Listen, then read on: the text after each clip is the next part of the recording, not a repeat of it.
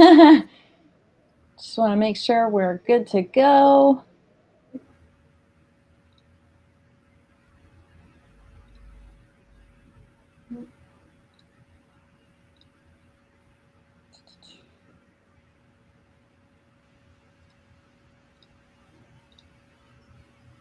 Definitely interesting.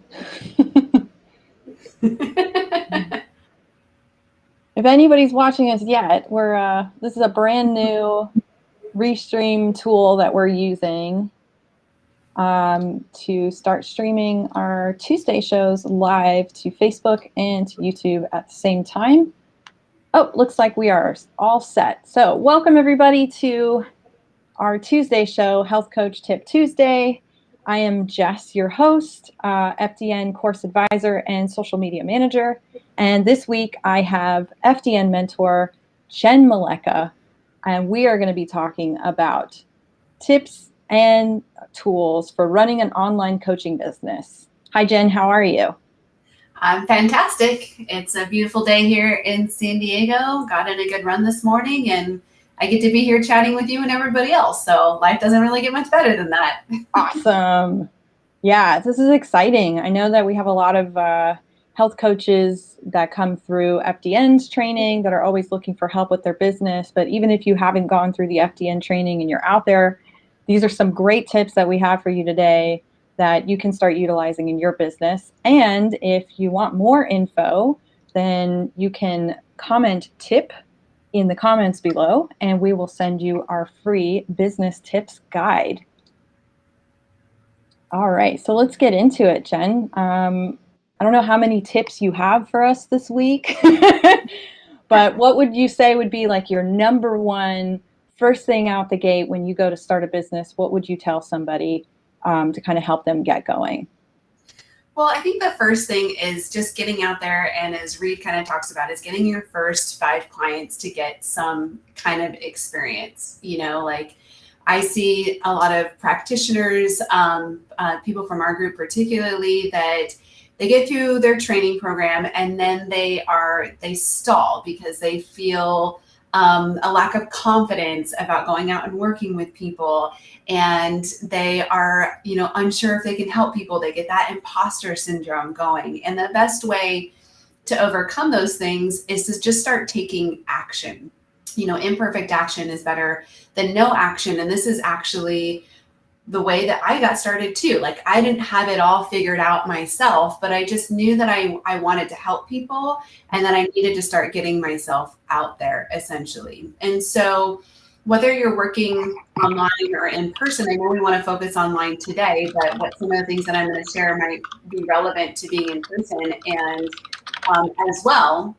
And so going out and getting your first 5 clients, let's actually talk about how to do that first of all. So there's probably some people in your immediate network that you can tap into that would be potential clients, just as I did. So when I became a functional diagnostic nutrition practitioner, I was a personal trainer previously, and I was working in corporate wellness as well. So I actually networked with some of my personal training friends, my chiropractor also, and kind of like told them about what it was that I was doing, and offered to help them help their clients get even better results. Because part of my experience, especially as a trainer, was that people weren't losing weight and gaining muscle and getting the expected results from the typical like diet and exercise routines that are being recommended for them, right?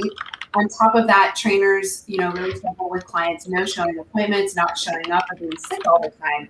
So I thought, well, let me help them fix those issues that they are having, basically. And so I told my trainer friends like what it was that I was doing, offered to do a little bit of pro bono work for them. Essentially, I said, hey, lab test, I'll take you through 3 coaching sessions so you can experience the work that I'm doing and see if this would be something that you would want to recommend to your clients.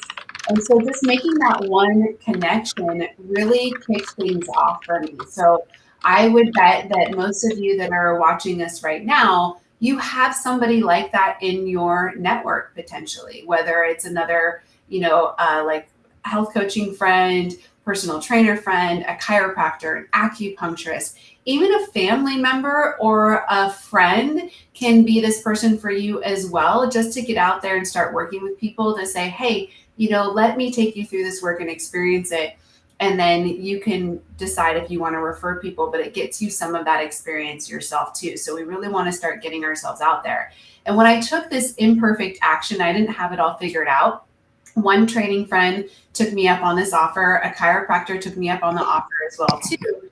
And from that experience, they started to refer clients to me, which was awesome. And, I'll have to say that one of the things that I really value from the FDN community, and having gone through the FDN course, it kind of gave me the confidence to go out and do this, to just put myself out there without having it all figured out, was that I had the backing of the organization and the community to give me that confidence, essentially. So for those of you who don't know, as functional diagnostic nutrition practitioners, we use lab testing in the work that we do with our clients.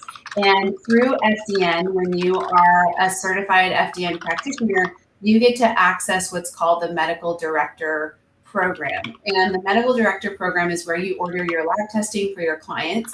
And with every lab test that you order, you get a 30-minute consultation with one of our clinical advisors to go over the test results. And so when you're new getting started, you may feel unsure about what to do with test results. So having this valuable resource available really helped me to just put myself out there, knowing that I had that medical director consult behind me. And when I got the lab test, I would be able to meet with an expert to review the results and know what kind of recommendations to make for my clients. So first and foremost, Jess, my number one tip is just to get out there, start doing it, to start working with people, and take that imperfect action, because imperfect action is better than no action at all, basically. Oh, yeah. I think that's a huge thing for anybody in any business, right? Like you just have to do it, because a lot of times I think people don't know where to start. And so it almost causes them to not make any action, right? I love that. Imperfect action is better than no action. Yeah, exactly. It's kind of like we can apply that concept to so many other layers, right? Like people will say, well, I'm afraid, I don't know what to post on social media. Like we're talking today about being online, being in an online business and running an online coaching business. So people overthink like what to post on social media. And I'm like, it's better just to get out there and post something rather than nothing. So imperfect action, again, is better than no action at all. And although it may not be, polished and perfect, it's better to get out there. And one of my mentors actually talks about this a lot. Like I'm part of the Mindshare community with JJ Virgin, who is the leader of that community. And JJ talks all the time about how, like one of the things that she does is she just gets on a Facebook Live or an Instagram Live, because when she does that, like she can't over analyze and perfectionize it, right? You're on live video, you just have to go out and do it. And at the core of your being, who you are, you have some valuable experience and expertise to share. And I was actually talking with one of our FDN graduates earlier this morning, doing some business mentoring with Allison. And this is exactly what we were talking about. Was she was feeling really overwhelmed about writing social media content and posts and creating images. And she said, I'm probably much more better on video. And I was like, great, you're going to go get out and video. Like that was her action item coming out of our mentoring session today, was that she was going to do a Facebook Live or an Instagram Live once a week, at least, to get started, to just start putting herself out there. And it's very simple to do this. I said, the most important thing is like have a topic, like what is your topic that you're going to be discussing, and then what is the call to action? What are you going to call them into action to do, at the end, basically. Yeah, that's a really good point, right? I think the first step is to get out there and just start doing something, right? I took that advice from you when I went through your business training program also. Not really having an idea of what direction I wanted to go. I was super scared about getting on camera. I had terrible stage fright for such a long time. And I just told myself, I'm just going to do videos. I'm going to spend one day and edit them and then, see how they do. And then I ended up finding a format, and I found something to talk about, and I kind of stuck with it for a while, and it did pretty well. So, getting started and just doing it, I think, is great. And then the next step would be, put that into a little bit of a box and create a structure for yourself. Would you not agree? Yes, exactly. And that was actually going to be the next tip that I was going to share with everybody, because we're here talking about tips and tools for running an online coaching business. So my next tip is, once you start getting yourself out there, then you want to get some clarity on who your ideal client is, essentially, right? And so we get that clarity about who our ideal client is. That starts to help us refine our process a little bit to share a clearer message to attract the most ideal person. And I think that's in the guide that we're giving away today. If they drop the word tip below, don't they get like a tips and tools guide for starting or for running an online coaching business? So you guys make sure you drop the word tip below, so that you can get our business tip guide and get some of these nuggets to take home with you today, essentially. But the core marketing message is really important, because this is how we attract the ideal client. So I was actually writing a blog that's going to get published on Thursday about this. They're going through the experience and just getting started with that imperfect action. You're probably going to work with some clients that are not very ideal, which is totally okay, because that gives you perspective on who the ideal client actually is. And I went through this process myself. Like I didn't know how to niche down or what my niche was when I started. I just got out there and started doing the work, essentially. And I actually attracted a lot of the wrong clients, like people who, no-showed appointments or had expectations of like getting a meal plan from me, which is a service that I don't provide. That's not what I do. And they kind of just suck the time and energy out of me, right? But through that experience, I was able to start to clearly separate out, like, who are the people that I really like to work with and who are the people that I probably wouldn't work with again, essentially, right? And so my tip around this is to, like, if whether you've worked with clients or not, you can still come up with this list, because we can even look at this and like the people that we surround ourselves with, right? Like, there's certain people in our lives that we get really excited to spend time with. And there's other people that when you see them on your calendar, you kind of sigh and wish that they weren't there, maybe. Like maybe they drain your energy, or there's just a misalignment in, your values and your morals and things like that, right? So you can look at these distinctions of people in your life, and then you can start to look at, well, what are all the common characteristics and personality traits of the person that I like to spend time with? Or if you've worked with clients, like, what are all the personality traits, behaviors, characteristics, themes of the people that I liked working with? And then what's on the opposite side of that? Like, who are the people that you don't really like spending time with or working with, and what are their personality traits and behaviors and characteristics and themes? And now you can start to like clearly see a divide on who the ideal client is for you. And what's fascinating is that your ideal client, your niche, we say, is usually a direct reflection of who you are as a person. And that's why it's so easy to work with that person, is because you share common like values and morals and beliefs and perspectives on things. You also probably have had similar experiences in your life. So like your experience that you've had has perfectly kind of positioned you to help them in their experience too. So that's tip number 2, is that, to get clear on who your ideal client is, essentially.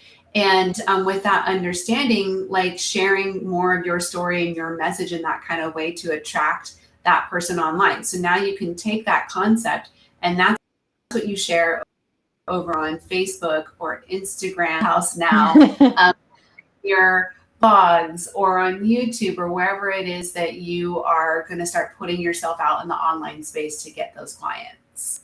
Yeah, it's such a great tip, and so easy, because, when you can talk about your own experience and you talk about something you already know, I think that's a great place for people to start. I know a lot of the trainees that go through FDN, they've come out and they still feel like they're not confident enough, right? And it's because they just learned a bunch of new stuff and they want to share that new stuff, but they forget like what brought them there to begin with, what brought you into becoming a health coach, and like what gave you that spark initially. And being able to share that with people, like you said, your niche is going to be a reflection of you. And that's where you start because you are so passionate about your own story. And that passion kind of comes out and is really easy to attract people. But also getting really clear with that list and making sure that kind of, like you said, the people that you really like and the people you don't like, and having a clear delineation between that will also make it easier for you to pick the right type of client. And they're just going to be more successful because then they're going to want to listen to your recommendations and actually work through the program with you.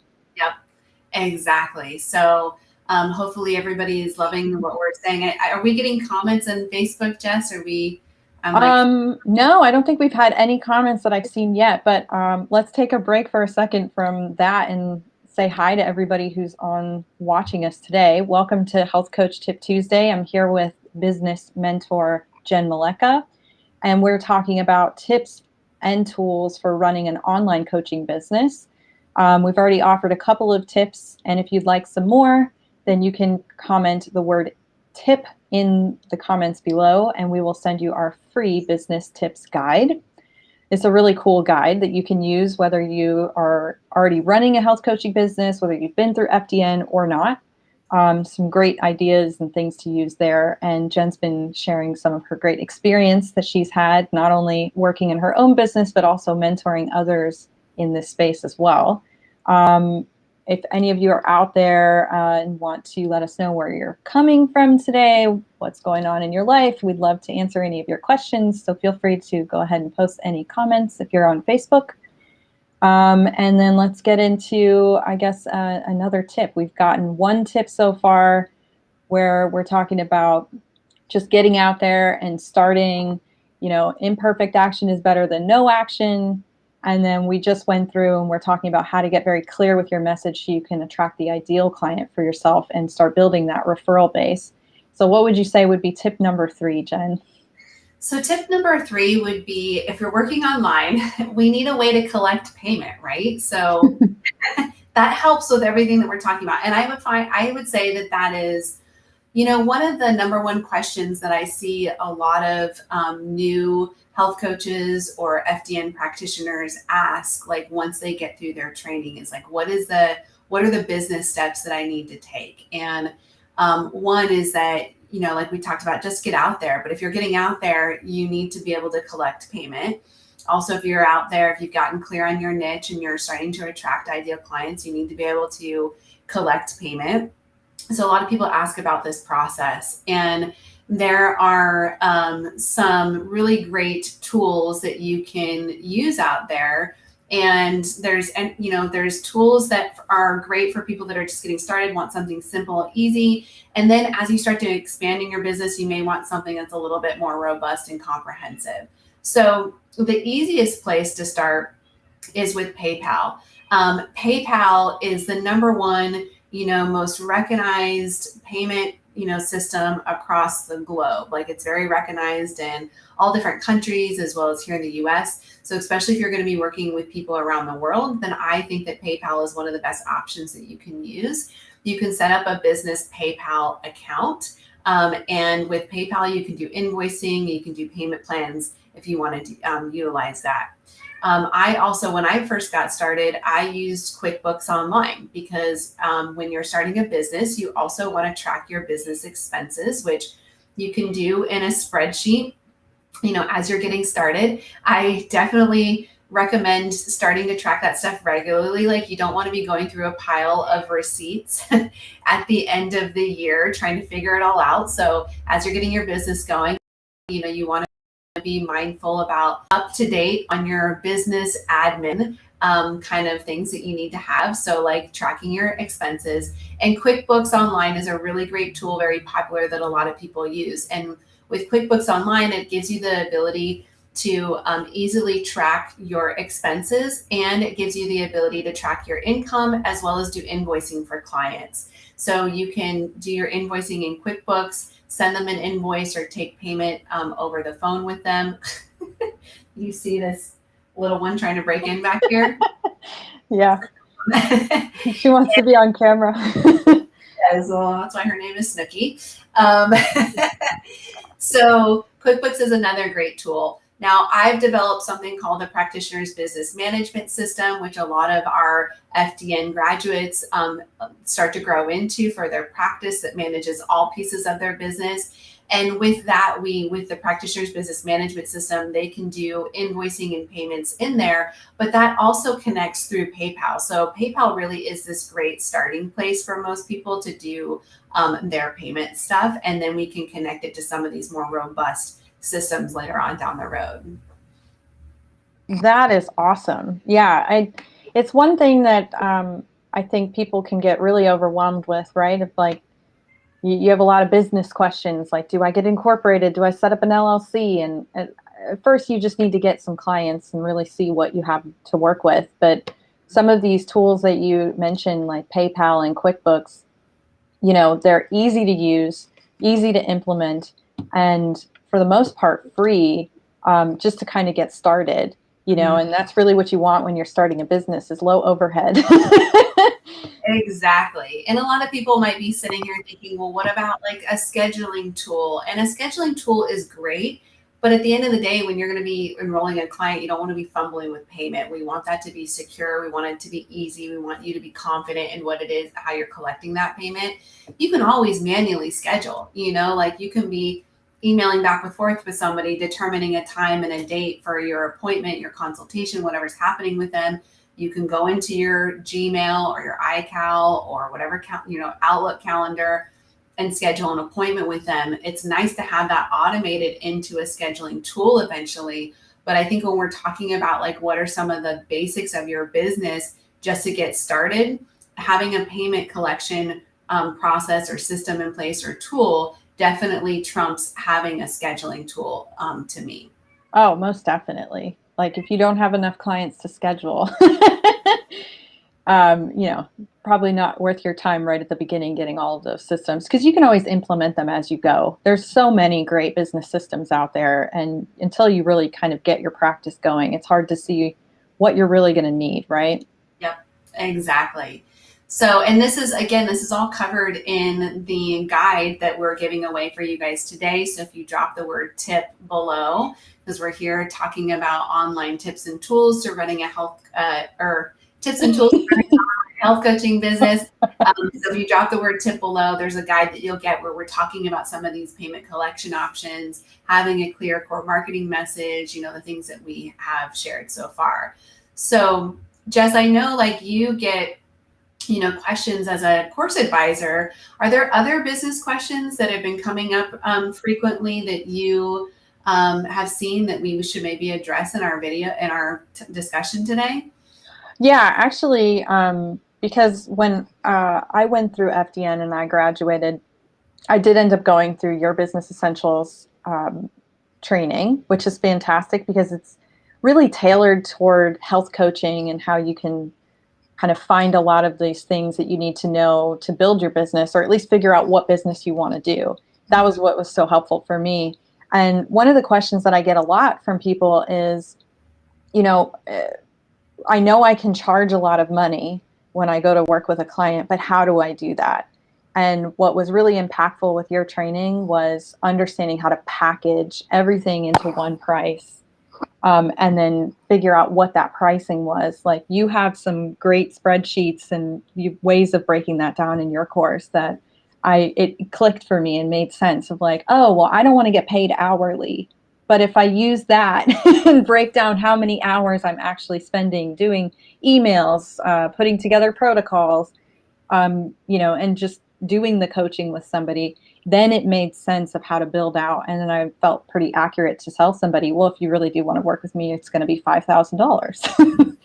Building that confidence. Like you've laid it out really well. So maybe touching on that, because that's a huge one we get, is like people just learning how to conceptualize that.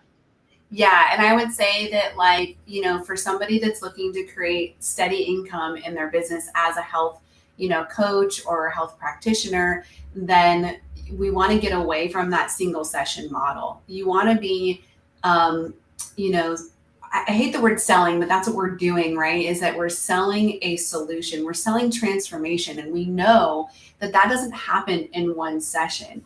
And this is where I think when we're doing single session services, it actually impedes our confidence, because at the end of each session, then you're having to sell them on scheduling and purchasing another session. And you likely know, as a health coach or health practitioner, that they need to work with you for a minimum of maybe 6 sessions or 12 sessions, and maybe to do the really deep work like I do, it's like 18 sessions, right? So we want to be, what people invest in is the transformation and the solution. So you want to be packaging yourself. This would be the next step, and this, you'll get some of this experience by just getting out there and getting started with those first 5 clients, like we talked about, is that, you get out there, you start working with them, you figure out your kind of process, your path, and then you go, okay, like, this is what I know to be true and how I can work with somebody. And you start developing your packages. Like, what is the time frame in which I want to work with somebody to get them the results that they're looking for? And then, I go really deep into the training about, well, what are all the considerations for your packages? How much time are you spending inside and outside a session? What lab tests are you including? How long does it take you to analyze the labs? What other things are you including in the package to maybe create a first-class experience? Like, maybe a welcome gift, for example, or I do an encouragement gift. We want to tally and add up all of those things to determine, like, our total investment in terms of time and energy into that work with that client. And then from there, we said, okay, what's an hourly rate that I'm now going to calculate the package price, but we're selling it as a package, as the total as that transformation, that solution that they're looking for, not as a single session. And we want to be attracting people that are committed to the work. Those are going to be the best clients that are going to get results, that are going to serve as the best testimonials to get us more clients really easily, right?